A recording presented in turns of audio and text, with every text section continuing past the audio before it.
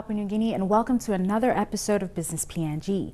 Despite first quarter market uncertainty in both domestic and international markets, Kina Asset Management Limited recorded an investment gain of 1.4%, following on from the 2015 net profit of 4.74 million Kina. The POMSOX and ASX listed company held their 2016 annual general meeting in Port Moresby this week. 2015 was another testing time for business houses in Papua New Guinea. A continuous drop in global commodity prices and volatile markets provided great resistance to the stable growth of businesses. However, despite global and domestic economic challenges that continued into the year, there were a few companies who were able to maintain a firm footing. Kina Asset Management Limited is one such company who, despite the downturns, delivered a sector-high 9% return. According to the company's 2015 report, KAML's 2015 performance was much improved from the previous year on the back of a rebound in key assets and the effective reallocation of investment resources. The year has not been without its challenge, with the continuance of volatility providing great resistance to the stable growth of the portfolio.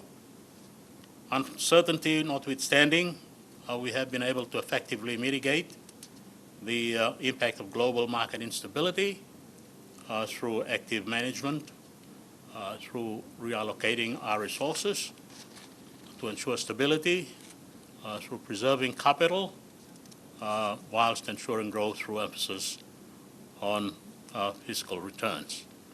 The performance was driven by a combination of factors, including capital gains on international investments as market confidence was restored following the effects of the August stock market crash, the performance of key investment assets as the portfolio's largest exposure in Bank South Pacific regained lost capital value as interest in the institution peaked, and a depreciation of the Kina, which supported a favorable translation of the portfolio's international constituents. In spite of the changes, we have maintained allocation to strategic assets. Bank South Pacific and All Search remain our largest constituents, the former generating much of the income growth and the latter supporting the future growth potential of our portfolio. In our international portfolio, the preference for large cap financial stocks continued to underpin our investment decisions and stock picking. Our international portfolio, anchored by high-yielding financials, provided some solid growth. Meanwhile, for this year's first quarterly results, despite continuous market uncertainty in both domestic and international markets, the company has recorded an investment gain of 1.4%. This was attributed to the depreciation of the Kina against the Australian dollar. The total portfolio value increased by 0.64 million Kina, or 1.22%, to 52.79 million Kina in the first quarter. The United Kingdom voted to leave the European Union on Friday, last week. This has had a significant impact on global markets, the full extent of which is still unknown at this time. There has been some impact on the KAML portfolio as a result, and we will update you further on this in our next report. When we return, we discover what tropical Cairns has to offer in terms of investment opportunities. Don't go anywhere.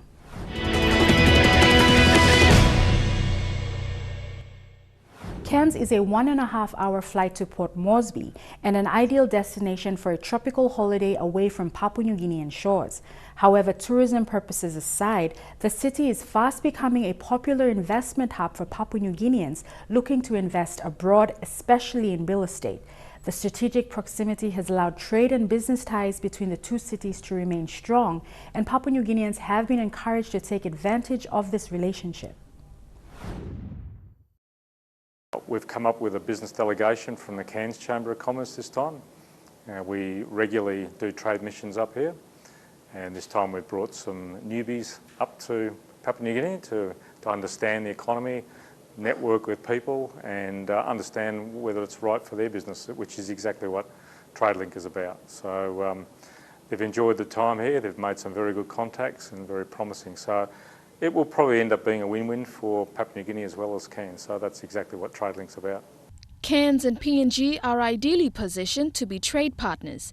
Economic, social and cultural links are strong, and the respective chambers of commerce work cooperatively and productively. Cairns is becoming an established base for large PNG mining projects, with frequent air services allowing business operators and mine workers to comfortably commute. Tradelink is about building on the existing relationship between Cairns and PNG to mutually benefit both business communities. Yes, Tradelink was formed in Papua New Guinea about 3 years ago. I was asked by Tradelink Cairns to do a similar event here. And the whole objective of agreeing to do that was to showcase Papua New Guinean businesses. So on the third Tuesday of every month at the Crown Plaza from 6 to 8 is when we host the event.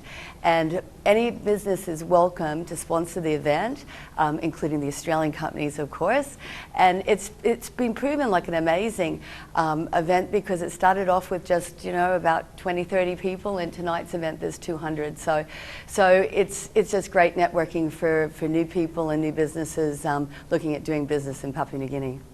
During the Tradelink networking events, businesses and companies have the opportunity to share a 3-minute PowerPoint or speeches about their organizations. I guess on the back of that, we've made a commitment to building a business here in PNG. We've looked at, opportunities that are on the horizon, and we see, a significant opportunity here to build a business and to be able to, support the local, national, employees and to further develop and train and build really a sustainable business.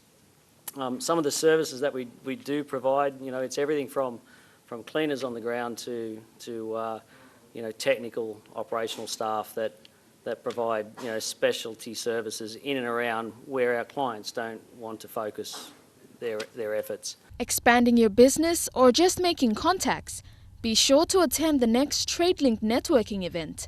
Better yet, sponsor one and get your product out there.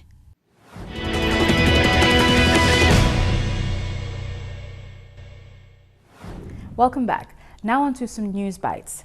NCD Governor Poes Pakop last week oversaw a groundbreaking ceremony for a 90 million Kina housing project at a prime location in Port Moresby. The site development, called Towaguba Hill Paradise, will comprise of 3 buildings with 9 levels each, including basement parking. The multi-million Kina property, Towaguba Hill Paradise, is located in one of Port Moresby's most prime locations, the highest point of Towaguba Hill. Developer NPL Development Limited invited NCD Governor Poes Pakop to officiate at the groundbreaking. They're spending 19 million Kina for this development. It's a massive investment, massive expression of confidence in the economy of our country and in the future of our city. I'm sure it is going to be a bonus for our city as well in terms of the image of our city, also providing opportunities for our people. Jimmy Poe, Managing Director of NPL Development, said the construction of the 3 buildings will begin immediately and is expected to take 2 years to complete. When completed, it will comprise 113 fully furnished unit apartments that will be a collaboration of an international team of designers. The apartments will have classy and distinctive interiors and an array of facilities that will bring a modern style of living. With a million Kina view of Ella Beach, Koki Bay and partially of Harbour City, Towaguba Hill Paradise will start with its pre-selling and offer a range of apartment types to suit clients' needs. DAC Real Estate is the sales agent for the Towaguba Hill Paradise. The National Identification System will help integrated landowner groups to register their land and guarantee customary land leases for smallholders. This comes with a memorandum of understanding signed last week between PNG NID and the largest agricultural corporation, New Britain Palm Oil in Port Moresby. New Britain Palm Oil impacts 5% of the agricultural business benefits to Papua New Guineans primarily engaged in the agriculture sector. It is the biggest corporation in PNG with investments in West New Britain, Milne Bay, Oro, Morobe and New Island provinces. We have about 23,000 people that work for us. Out of that 23,000 people, there's about 113,000 individuals within the family groupings that actually directly benefit from New Britain Palm Oil. Given the economic potential, NBPOL has considered introducing the NID system to its small and medium enterprises. The instruments to effect this was signed today. Under this MOU, landowners, mostly farmers, will use NID card system to register their businesses and lands. So that's an incentive from the government. It's free registration, free birth certificate, free ID card. And so I think this is very useful for our landowners. One of the important aspects of this signing is to be able to get our landowners to participate in resource industries or in initiatives of our private sector. Lands and Physical Planning Minister Charles Abel said this government database system generates value for the country. Government is drawing out information in order to improve development and of course some of the other benefits that you can see we're talking about today. A very important one relates to facilitating the process of land registration. Importantly, it relates to the process of land registration, and one aspect of it is the land reform process. NID card will play a big role to assist the department to ensuring that there is only one individual who is attached to that land, who is trying to incorporate the ILG. However, with the new legislative regime, Incorporated Landowner Group Amended Act and Land Registration Act 2014, the all ILG certificates will lapse on 27 March 2017, and this requires replacements of ILG certificates with NID cards. If you have properties already held under existing ILGs and you do not re-register or get it updated to meet the requirement of law, and the incorporated entity expires next year. The continued university students' unrest is costing the higher education sector financially and PNG's international reputation as well.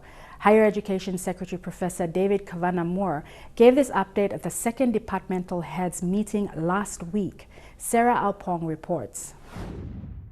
The University of Natural Resources at Vudal is running. It's been running the academic programs for 2 months now. The One World University is intact. Pacific Advantage University is intact. The University of Goroka, they've asked the students to go away for 2 weeks so that they can sort out the issues within the 2-week period.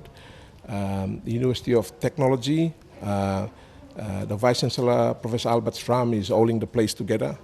And full credit to him. He's holding that place together. And although the tensions are high, but we hope that commencement of classes has started this week, but slowly, that if that can be managed through, everybody should be in class by next week. Their main concern now is the University of Papua New Guinea main campus. At the University of Papua New Guinea, the School of Medicine is running full swing. The Open College of the University of Papua New Guinea running full swing as well. It's been unaffected. Postgraduate programs are running and at the University of Papua New Guinea, but it's just the main faculties. Kavanagh Moore told the meeting that for medical students, the unrest has meant those scheduled to graduate in 2017 will now be graduating in 2019. An unfortunate consequence of the unrest is damage done on plans to attract more international students to the country. That dents our international reputation, so it has a major reputational risk for our universities, and we need to address it. Apart from international reputation, the unrest is also placing a financial drain on the higher education sector. Possibly 15 to 20 mil already. That's money that we could be spending in prioritized areas. He indicated that academically, drastic decisions might be made soon. We're coming to the end of that period whereby the Academic Senate will meet and then decide on the tenability of the academic program. PNG's largest cocoa exporter, NGIP Egmark, has encouraged PNG cocoa farmers to support locally owned cocoa exporting companies. This follows the establishment of foreign cocoa exporting businesses that are tapping into PNG's cocoa export market.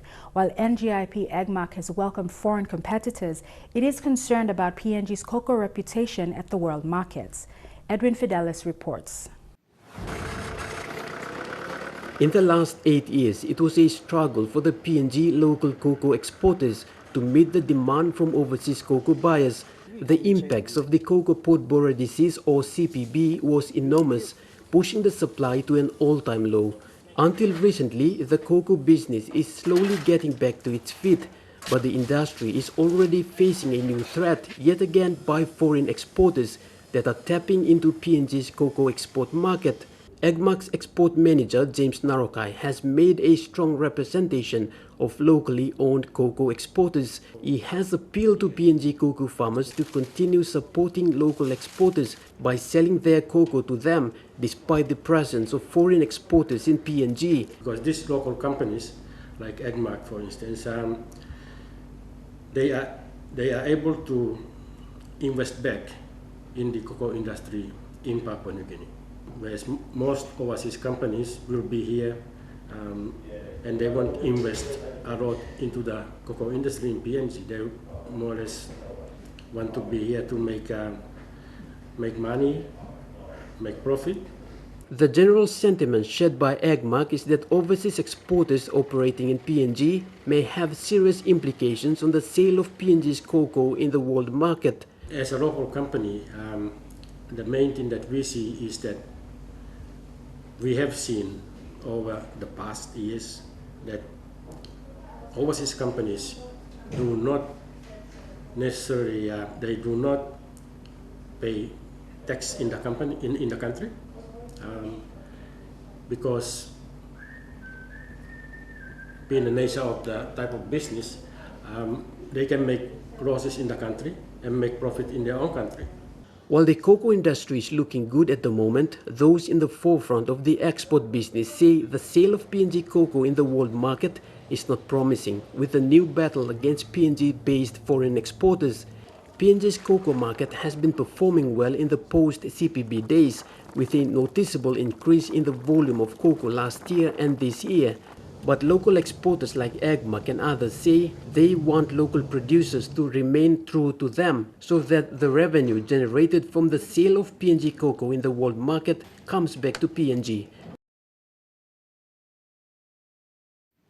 And that's all from us tonight. For more business news, if you'd like to view this episode again, visit MTV Online at the URL at the bottom of the screen. Or for up-to-the-minute business news and updates, like our page on Facebook or follow us on Twitter at Business PNG or on Tumblr. Until next week, have a pleasant evening. I'm Leon Gerari and this was Business PNG.